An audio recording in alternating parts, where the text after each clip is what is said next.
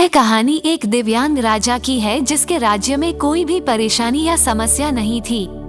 सभी लोग उस राजा से बहुत खुश थे और ऊपर वाले से धन्यवाद करते थे कि इतने अच्छे राजा को उनके जिंदगी में भेजे है।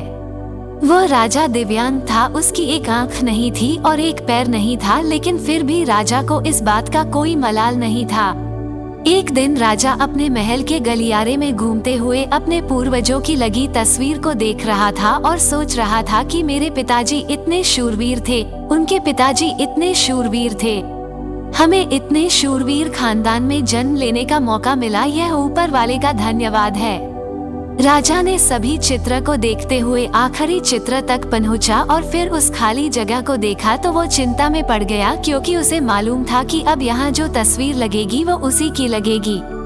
लेकिन राजा को इस बात की चिंता नहीं थी कि वह मर जाएगा, चिंता इस बात की थी कि वहाँ जो पेंटिंग लगेगी वो कैसी लगेगी। राजा का एक आंख और एक पैर ना होने की वजह से वो चिंता में पड़ गया और सोचने लगा कि इस गलियारे में इतने शानदार पेंटिंग लगी है, लेकिन मेरी एक आंख और एक पैर ना होने की वजह से मेरी ही तस्वीर सबसे खराब लगेगी और सबसे भद्दी दिखेगी। राजा ने सोचा कि मेरे मरने के बाद पता नहीं कैसी पेंटिंग बनेगी, और क्यों ना मैं अपने जीते जी ही एक शानदार पेंटिंग बनवाऊं, ताकि मुझे ये सुकून मिल जाए कि मेरी यहाँ अच्छी पेंटिंग लगेगी।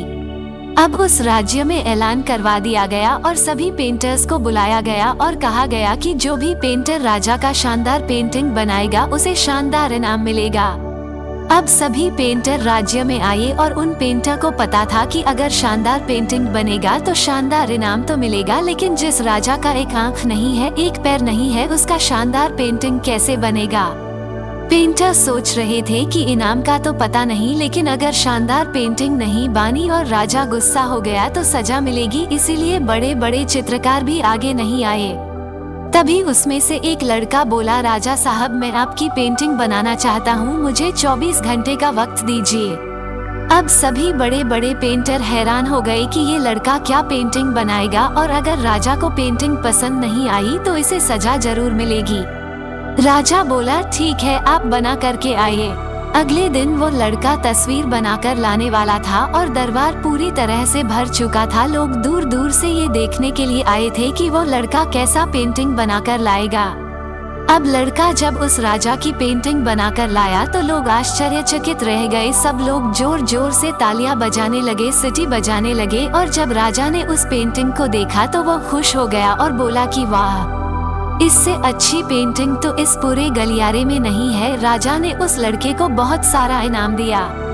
अब आप सोच रहे होंगे कि उस राजा की क्या पेंटिंग बनी होगी जिसकी एक आंख नहीं है और एक पैर नहीं है, कैसा पेंटिंग बना होगा।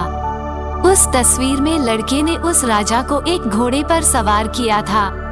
एक साइड से उस राजा का एक पैर दिख रहा था और राजा तीरंदाजी करते हुए निशाना लगा रहा था, और निशाना लगाते वक्त एक आंख बंद हो जाती है, और उस लड़के ने उस राजा की वही आंख बंद की थी जो राजा के पास नहीं थी। इस तरह से उस लड़के ने राजा को निशाना लगते हुए घोड़े के ऊपर सवार दिखाया, जिससे एक आंख बंद और एक ही पैर दिखाया, और इतना शानदार पेंटिंग बनाया था कि वो अब तक की सबसे सर्वश्रेष्ठ पेंटिंग थी।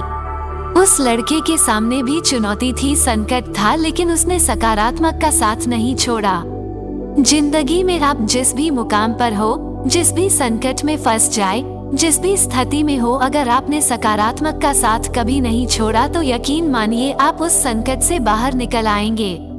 जिंदगी में उम्मीद का साथ मत छोड़िए, क्योंकि जिसने उम्मीद का साथ छोड़ दिया तो फिर जिंदगी उसका साथ छोड़ देती है।